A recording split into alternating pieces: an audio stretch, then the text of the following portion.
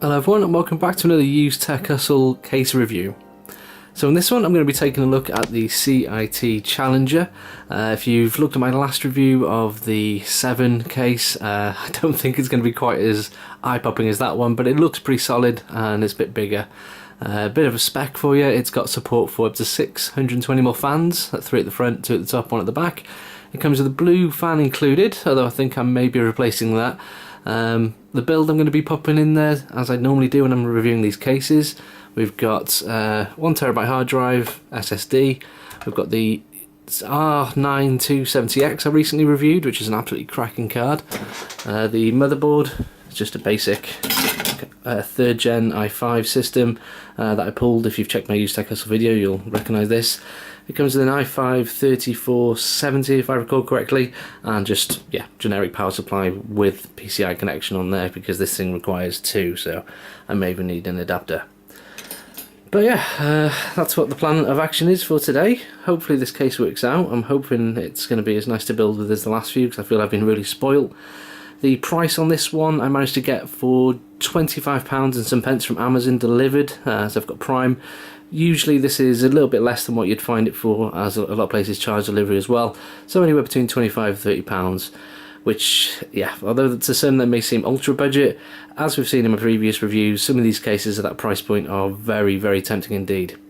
Anyway, let's get this thing unboxed and see what we've got. Right, that's the packaging done. First impressions, very tidy. Certainly nothing too eye-catching, but I think I wanted to go for something a bit more understated with this particular build. As you can see, we've got a nice big panel on the side there. You may notice, unless I'm wrong, this doesn't actually have any protective film on there, which I thought was a little strange.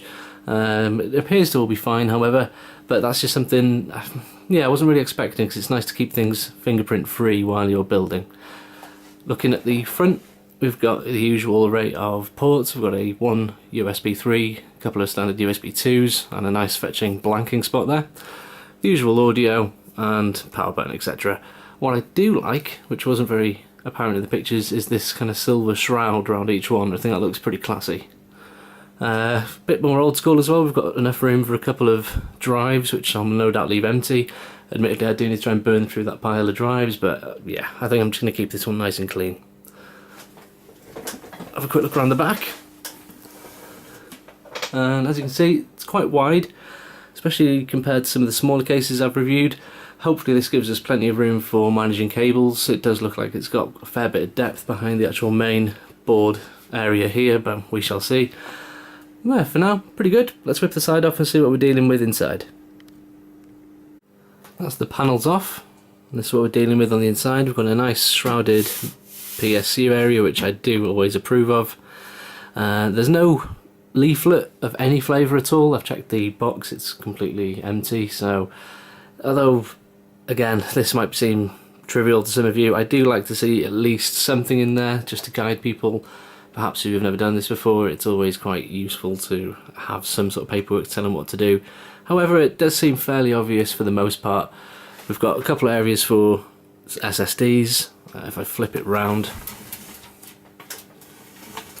we've got a screwless, or sorry, a screwdriverless area where we can loosen the area so we can pop in graphics cards, etc., which I do quite like. Again, something small but fairly neat. And on the back here, we've got a fairly good amount of depth under there, so cable management should be pretty good. Got one more area for another SSD as well, so that's 3 in total, and we've got a couple of drive areas here, a couple of trays provided to pop in up to 2 3.5-inch drives, and of course if you feel a bit pikey then you can slide another one in somewhere, I'm sure, but for what I'm building today that's going to be absolutely fine. Quick look at the cables. Yep, the usual, what we're expecting. Are these labelled? Yep.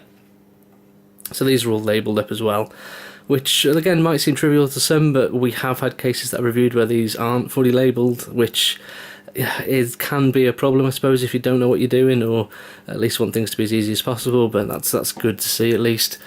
The little packet of bits and bobs I've got here, usual array of screws, etc., a couple of cable ties, and something which I didn't quite expect, which is often overlooked, a little speaker as well.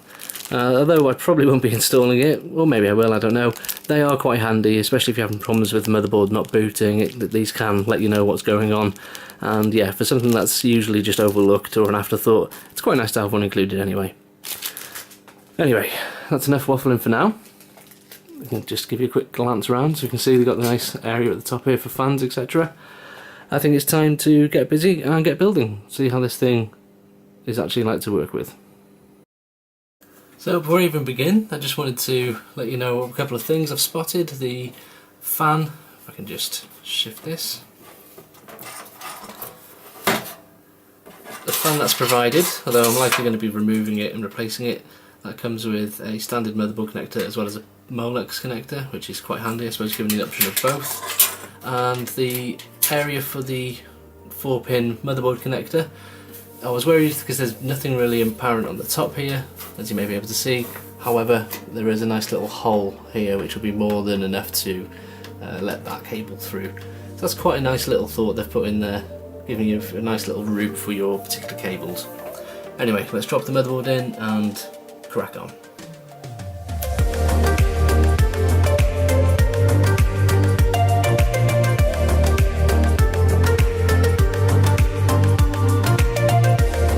Alright, that's the motherboard in. No fuss there. The only thing I needed to do is install a couple of more standoffs for this particular size board. But yeah, as you'd expect, very straightforward. We're now going to go for the power supply and try and feed the cables around. There might need a couple of extensions, which I've already got, because this is a bit of a bigger case than I'm normally dealing with. But yeah, so far so good. Let's crack on.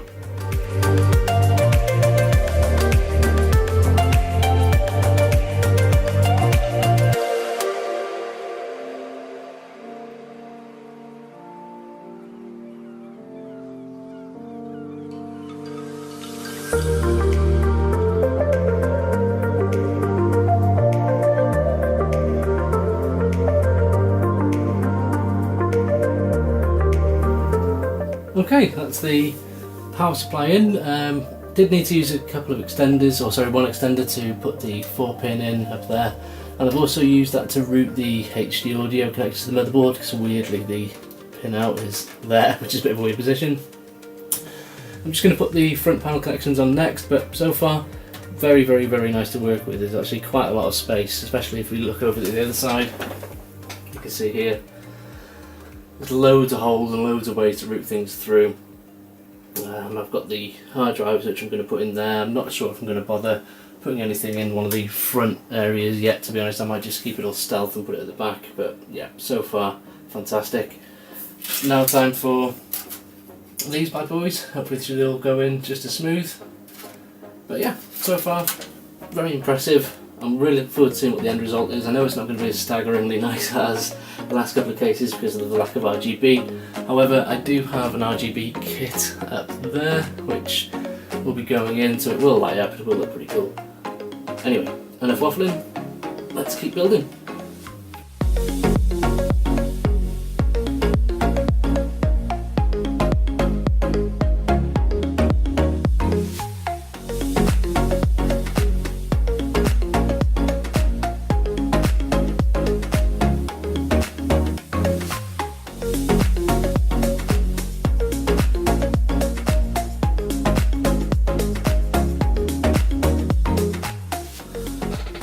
Good vibes continue, the build is still going very smoothly. The cable management isn't going to be an issue now. I've actually can see by having an SSD drive in there, there's plenty of room back here, which is a massive plus point as far as I'm concerned. I will obviously still try and tidy things up and kind of tie it all down so it's a bit better, but yeah, I've got the drives in there, as you can see. Looking around the front, just flip this round.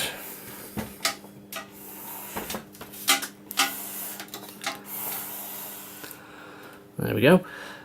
Looking pretty good. I will obviously tidy this all a bit more. I've got my power for the graphics card that's going in there, which I'll pop in probably next. Actually no, I think before I do that I'm going to take this fan out. As I say, it is blue, which is pretty cool, but I'm going for an RGB look, so that's just going to clash. So I'm going to swap that with just a more basic fan, and I'm going to install a couple of RGB fans and an RGB strip in here next, and just see how things keep going. But so far, very, very impressive. The breathing space that you get in here is very, very good, to be honest. Admittedly, if we look from this angle, that board looks a bit lost in there. However, it is what it is. If you wanted to go for something full fat system, then this would be absolutely no problem. If I was to try and maybe move my X58 or even my main build in there, it would fit no issue at all. Yeah, very, very, very impressive so far.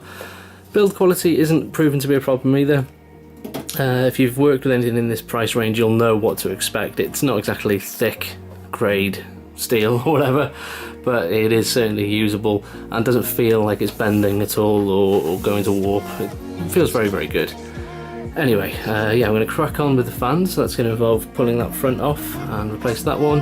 Then I'll drop the graphics card in and I suppose it's time to fire it up. Let's crack on.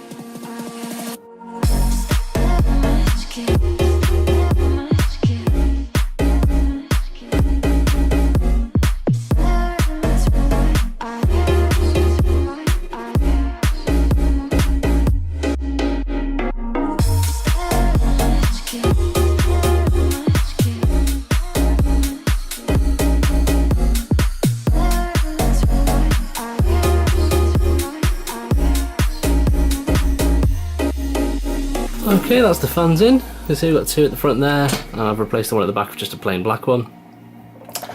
Pretty straightforward again. The only thing I would have to say, if you are installing fans down here in this position, I was lucky I had, if I just have a look here, in my little screwdriver kit, one of these curly things which allow me to kind of get it around corners and stuff. Without that, I would have had to probably take... Well, actually no, that's fixed in. Without that, to be honest, I'm not sure I would have been able to get one of the screws in. I was only able to get 3 in anyway, but that's fine. But the bottom corner one would have been very, very tricky without one of these. So that's something to think about anyway. But yeah, cable management I haven't done yet. However, I have popped the other side back on simply because it's just so easy. Some of these you have to kind of struggle and fight to squish everything in and whatnot. But with this one, not a problem at all. I just slid on. There's no bow. It's very, very, very simple. Probably one of the most generously roomed areas for cables I've seen in a long, long time. Really impressive stuff. So I'm going to drop the GPU in now, and I think then it's time to boot it up and see what it's like. Hopefully, it looks pretty good. But certainly from the case's point of view, it's done its job very well. I think it will look very smart. Obviously with the RGBs I put in there, will certainly give it a bit more appeal as well, but from the case's point of view, very impressive. If a little understated styled wise, if that's something that you're into, which I am, then that's great. However, I think if I was building a machine for myself personally, I probably would want some of the bling from some of the other cases. However, if this is the aesthetic you're looking for the money, this is a very, very good buy. Plenty of room, well made, easy to work with. But that's enough waffle, let's get the GPU in and crack it on. I've got to stop saying crack on as well.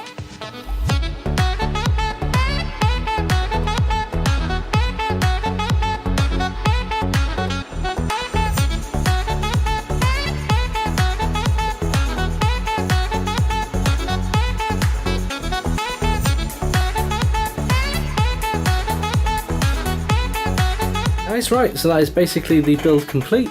From the case's point of view, very impressive stuff, plenty of room to play with. Cable management space is just fantastic, probably one of the best I've worked with, to be honest. Inside, loads of room for activities, loads of room for drives and things like that. Very, very, very impressive stuff. So my, I suppose, takeaway opinion on this, if you're looking for something with this sleek aesthetic, then yeah, this is probably one to put on your radar. There's plenty of room for fans, so keeping things cool is an absolute breeze, pun intended. The front fans have got fairly good intake grills either side, so hopefully that should prove to be able to grab enough air to keep things nice and decent inside. I will be hopefully doing some temperature tests on this so we can see what it's like after some stress. Hopefully things don't build up too much in there. But I suppose for now, that's enough waffling. Let's turn it on and see if this build actually works. Let's go. I think I've forgotten to turn the power supply on again. There we go. I do love those RGB kits, they do look great. There we go. Yeah, fantastic. Alright, that's working. Let me just get the remote control for this. There we go.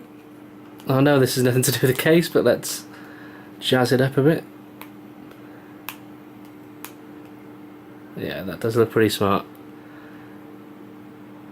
I know some of you don't like the seeing anything that isn't a black braided cable. Well, you know, beggars can't be choosers. I'm working with what I've got, and this is working, so yeah.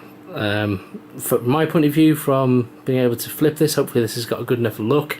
I know the other cases, like the CIT 7, probably has a bit more curb appeal, I would say, simply because of that RGB strip on the front.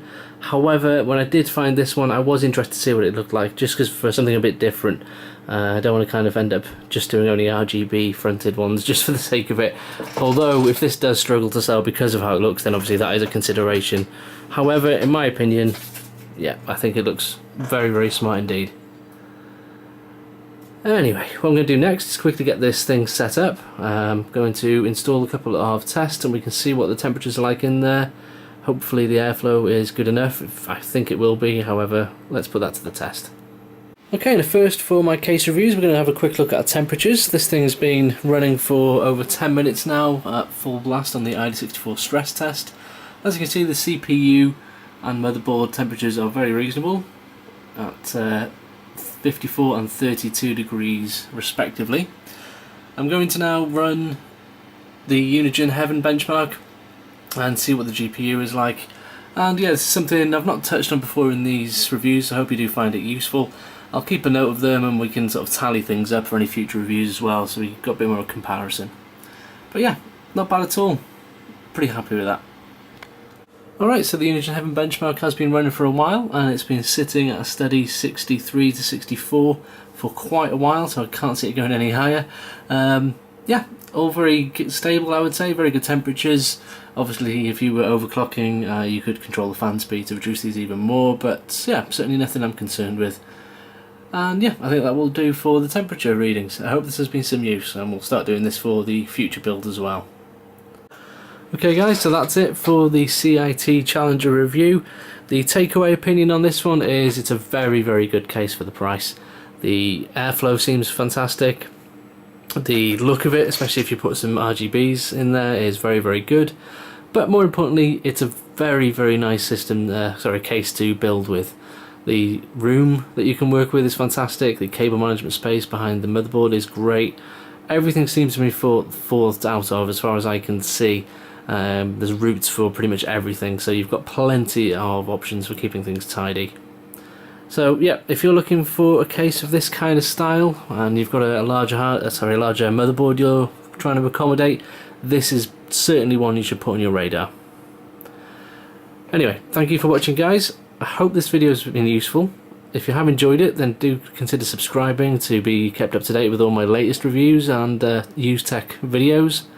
If you want to see more reviews, then do check out the other videos on my channel. I've done quite a few of them now and there's some pretty good cases there which you may want to hopefully buy. Okay, I think that's time to close this video off. I hope you have enjoyed it. If you have, then consider subscribing to be kept up to date with all my latest case reviews as well as my other used tech pickups and GPU reviews, etc, etc. If you've liked it, why not consider dropping a like on it as well? That would really help me out. And if you've got something to say, I'd love to hear from you in the comments. Anyway, that's enough from me. Thanks again, see you in the next one, and keep hustling.